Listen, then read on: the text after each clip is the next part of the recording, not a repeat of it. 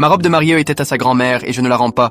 J'ai acheté cette énorme maison en 2018, 6 chambres. Avant moi, elle appartenait à une vraie accumulatrice. Et je dis pas ça à la légère. La première fois que j'ai poussé la porte, elle s'ouvrait à peine de 20 cm. Certaines pièces étaient pleines du sol au plafond. Poubelles, meubles cassés, nourriture moisie, et sûrement des trucs que je préfère pas savoir. L'odeur te donnait envie de vomir. La propriétaire était morte, sa famille voulait rien garder. Pas envie de nettoyer, pas envie de trier. Ils voulaient juste que ça parte vite. Alors ils me l'ont vendu. Et c'était clair. Tout ce qu'il y avait dedans m'appartenait. La maison, les déchets et les éventuels trésors. Leurs mots, pas les miens. Pendant 4 ans, j'ai vidé et retapé la maison. Tous mes week-ends, toutes mes soirées. J'ai ouvert chaque carton, chaque placard, chaque bac en plastique tout collant. Je balançais pas tout direct, je regardais vraiment. Et j'ai bien fait. J'ai trouvé plus de 20 000 € en liquide, planqués dans des enveloppes ou des vieilles boîtes à chaussures, des meubles anciens, de la vaisselle de collection, des jouets des années 60 et même quelques bijoux en bon état. Mais le truc qui m'a vraiment scotché, la robe de mariée, planquée tout au fond d'un placard effondré. J'ai failli pas la voir, juste une housse poussiéreuse coincée derrière des étagères cassées. Quand je l'ai ouverte, j'ai eu le souffle coupé. Une robe en dentelle des années 40, fine, un peu jaunie, mais splendide. On voyait qu'elle avait été précieuse. La femme avait dû y tenir toute sa vie. J'ai passé des mois à la restaurer, blanchir doucement la dentelle, recoudre quelques coutures. Le jour où je l'ai enfilée, j'ai su, c'était ma robe. Je suis même pas fiancé, mais je m'en fichais. C'était comme si elle m'avait trouvé. À l'époque du grand ménage, j'avais quand même contacté la famille. J'étais pas obligé. J'ai rendu des trucs sentimentaux. Albums photos, dessins d'enfants, petites décorations de Noël. Une des petites filles de la défunte m'avait même ajouté sur Facebook. Cette année, j'ai posté une photo avec la robe et quelques bijoux vintage. Je m'attendais à rien, mais direct, elle m'a écrit en exigeant que je rende tout, en disant que j'avais aucun droit de porter la robe de sa grand-mère. Puis toute la famille s'y est mise. Insultes sur les réseaux. Voleuse, sans cœur, pilleuse de tombes. Tout ça pour des affaires qu'ils avaient laissé moisir. La vérité, c'est qu'ils ont eu leur chance. Cette robe était perdue dans un tas d'ordures. Ils s'en fichaient. C'est moi qui ai sorti ça de la crasse. C'est moi qui l'ai sauvée. Et non, je ne la rends pas.